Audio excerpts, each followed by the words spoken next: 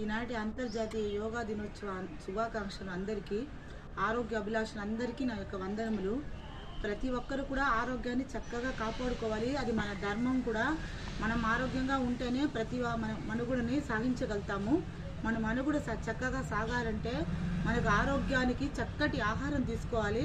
ముఖ్యంగా పౌష్టిక విలువలు ఉన్న ఆహారం తీసుకోవాలి.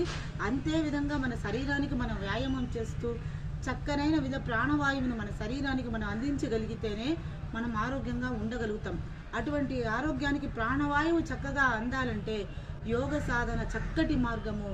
ఇది ఈనాటిది కాదు, అలనాటి ఋషుల కాలం నుంచి వాళ్ళు మనకు అందించిన దివ్య ఔషధం.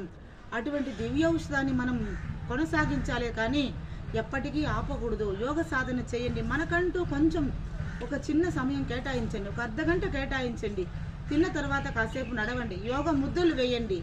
చక్కగా మన ఆరోగ్యాన్ని మనం ఆరోగ్యమైన రీతిలో కాపాడుకుందాం. దేవుడిచ్చిన ఆరోగ్యాన్ని, అంతరాత్మని మనం చక్కగా కాపాడుకోవాలండి.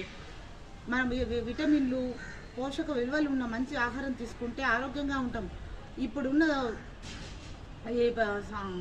బిజీ లైఫ్లో మనం ఏం తింటున్నాము, ఏం చేస్తున్నామో తెలియకుండా పరిగెడుతున్నాం.